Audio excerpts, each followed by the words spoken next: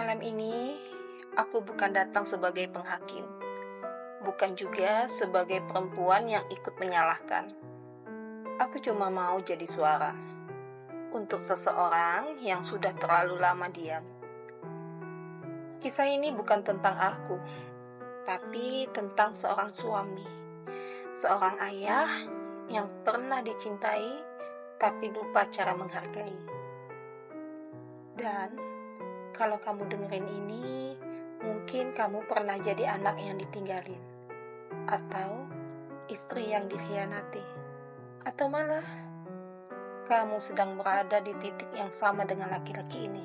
Malam ini biar aku yang bacakan kisahnya, tapi biar hatimu yang rasakan artinya. Tanpa nunggu lama-lama, yuk kita mulai aja. Aku pernah dicintai sepenuh hati. Pernah punya rumah kecil yang penuh tawa. Tapi aku hianati semuanya demi sesuatu yang fana.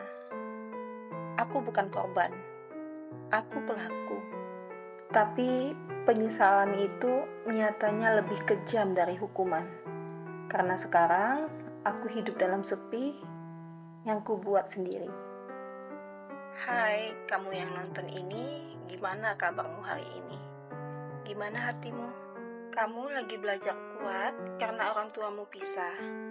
Atau kamu istri yang pernah nunggu seseorang yang tak lagi pulang? Duduk yang nyaman, tarik napas pelan, karena cerita malam ini bisa aja tentang kamu juga.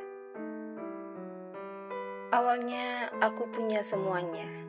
Istri yang baik, anak perempuan kecil yang tiap malam peluk aku sambil bilang, "Ayah, jangan kerja terus, temenin aku main dong."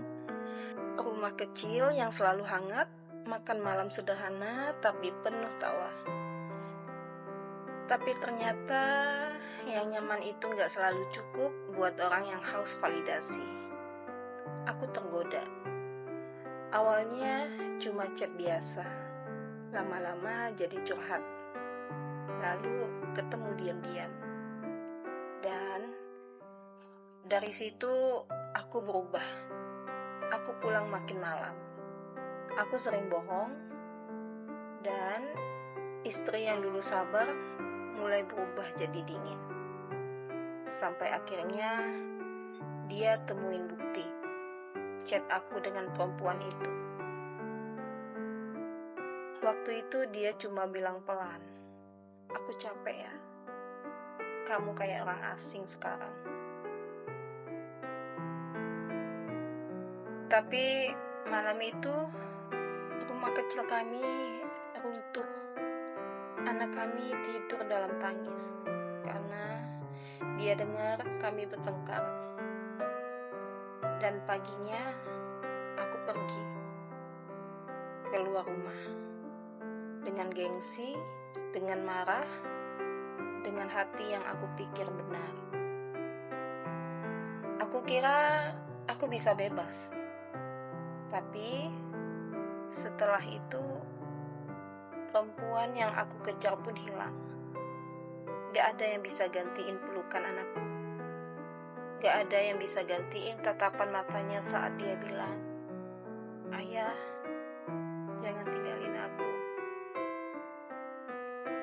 Dan sejak itu hari-hariku kosong.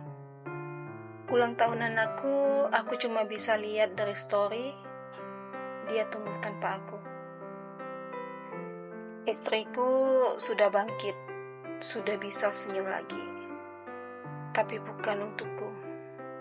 Dan aku terjebak di masa lalu yang aku ciptakan sendiri. Tiap malam, suara anakku masih terngiang. Tiap pagi, aku buka galeri HP cuma buat lihat foto mereka. Aku pengen balik, tapi aku tahu gak semua yang rusak bisa diperbaiki. Dan sekarang, setelah semuanya pergi, setelah rumah itu tinggal kenangan, aku baru sadar, yang paling menyakitkan bukan kehilangan orang lain, tapi kehilangan versi terbaik dari diriku sendiri.